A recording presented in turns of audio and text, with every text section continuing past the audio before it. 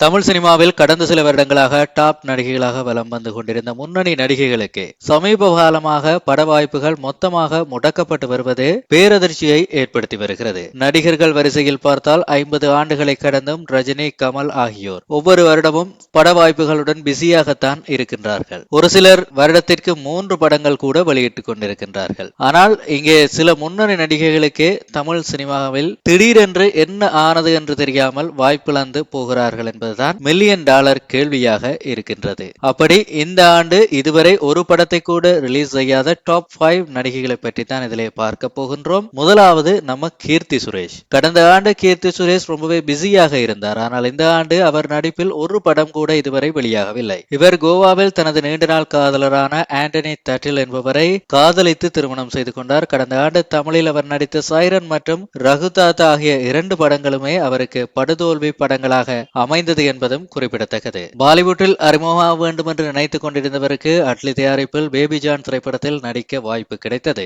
ஆனால் அந்த படமும் பிளாப் ஆனதால் தனது அடுத்த படமான ரிவால்வர் ரீட்டா படத்தை கூட ரிலீஸ் செய்ய முடியாத சூழலில் இருந்து வருகின்றார் கீர்த்தி சுரேஷ். கீர்த்தி சுரேஷ் வசம் தற்போது தமிழில் ரிவால்வர் ரீட்டா, கன்னிவெடி உள்ளிட்ட படங்கள் இருந்தாலும் எந்த ஒரு முன்னணி நடிகருடனும் ஜோடி போட்டு நடிக்க முடியாத சூழலில் தான் நடிகையின் நிலைமை பரிதாபமாக உள்ளது. இதேவேளை சமந்தாவின் நிலைமை பார்த்தோமாக இருந்தால் சங்கடத்தில் தான் இருக்கின்றது. காதலித்து திருமணம் செய்து கொண்ட கணவர் நாக சைத்தன்யாவை விவாகரத்து செய்து பிரிந்ததிலிருந்தே மனதளவில் உடைந்து போய்விட்டார் நடிகை சமந்தா. மேலும் அவர் மயோசைடிஸ் நோய் பாதிப்பு தாக்கிய நிலையில் தொடர்ந்து பல பெரிய பட வாய்ப்புகளும் அவரை விட்டு சென்று விட்டது. கடந்த ஆண்டு சமந்தா தயாரிப்பில் வெளியாகிய சுபம் எனும் தெலுங்கு படத்தில் கேமியோ ரோலில் நடித்திருந்தார் சமந்தா. ஆனால் அந்த படம் அவருக்கு பெரிய வெற்றி படமாக அமையவில்லை. அடுத்து சொந்த தயாரிப்பிலேயே மா இண்டி பங்காரம் எனப்படுகின்ற படத்தில் நடிக்க இருப்பதாக அவரே சமீபத்தில் நடைபெற்ற சுபம் படத்தின் ப்ரமோஷன் நிகழ்ச்சியில் தெரிவித்திருந்தார். கடந்த ஆண்டு சமந்தா பிறந்த நாளுக்கு அந்த படத்தின் அறிவிப்பு வெளியான நிலையில் இன்னமும் அந்த படம் ஆரம்பிக்கப்படவில்லை என்பது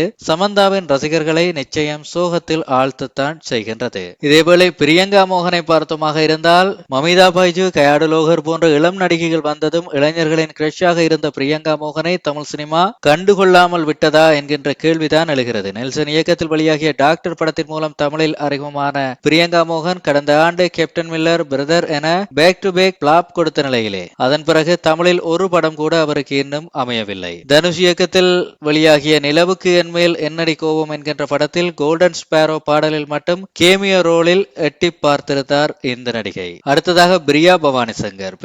பிரியங்கா மோகனை போலவே கடந்த ஆண்டு பிஸியாக இருந்தவர் தான் நடிகை பிரியா பவானி சங்கர். தொலைக்காட்சி செய்தி வாசிப்பாளராக தொடங்கி தன்னுடைய சின்னத்திரை தொடர்களிலே ஒரு ரசிகர் வட்டத்தை உருவாக்கி அதன் பின்னர் இயக்குனர் ரத்னகுமார் இயக்கத்தில் மேயாதமான் படத்தின் மூலம் அறிமுகமாகி இருந்தார். அழகும் அறிவும் ஒரு சேர கொண்ட நடிகையான பிரியா பவானி சங்கர் கடந்த ஆண்டு விஷாலின் ரத்னம், சங்கர் இயக்கத்தில் கமல்ஹாசன் நடித்த இந்தியன் 2 மற்றும் ஜீவாவுடன் இணைந்த பிளாக் ஆகிய படத்திலும் அதே போல அருள்நிதி நடித்த டிமாண்டி கலனி 2 படத்திலும் நடித்திருந்தார். ஆனால் இந்த ஆண்டு 5 ஆண்டுகள் முடிவடைய உள்ள நிலையிலே அவர் நடிப்பில் ஒரு படம் கூட இதுவரை வெளியாகவில்லை. ஒருவேளை இந்தியன் 3 திட்டமிட்டபடி ஜனவரி மாதம் வெளியாகி இருந்தால் அந்த படத்தில் அவரை ரசிகர்கள் பார்த்திருக்கலாம். புதிதாக மார்க்கெட்டுக்கு நடிகைகள் நடிக்க வந்ததும் நடிகர்களும் இயக்குநர்களும் தயாரிப்பாளர்களும் குறிப்பிட்ட அந்த புதிய நடிகைகளின் பின்னால் செயல்வதால் தான் மற்ற ஹீரோயின்களுக்கு வாய்ப்புகளே கிடைக்காமல் போகும் நிலை இருக்கின்றது என்று பிரபல நடிகைகளே ஓப்பனாக பல பேட்டிகளில் கூறியிருக்கின்றார்கள். இறுதியாக இந்த லிஸ்ட்ல 5ஆவதா இருக்கிறது யார் அப்படின்னு சொன்னா நம்ம ஹன்சிகா, சிம்ரன், திரிஷா, அபிராமி உள்ளிட்ட சீனியர் நடிகைகளே இன்னும் தமிழ் சினிமாவில் பல படங்களில் கமிட்டாகி நடித்துக் கொண்டிருக்கின்றார்கள். ஆனால் நடிகை ஹன்சிகா திருமணத்திற்கு பிறகு உமன் செக்டர் படங்களில் நடிக்க ஆரம்பித்தார். ஆனால் அந்த படங்கள் எல்லாம் அவருக்கு பெரிதாக கை கொடுக்காத நிலையில் அவர் நடிப்பில் நீண்ட காலமாக உருவாகி வருகின்ற ரவுடி பேபி படமும் இன்னும் ரிலீஸ் ஆகாமல் தான் இருக்கின்றது. முன்னணி நடிகைகளாக வலம் வந்தவர்களுக்கே தமிழ் சினிமாவில் இப்படி எண்டு கார்டு போடப்பட்டிருப்பதற்கு என்ன காரணம் என்பது பலரும் விடையறியாத ஒரு கேள்வியாகத்தான் தொடர்ந்து வருகின்றது.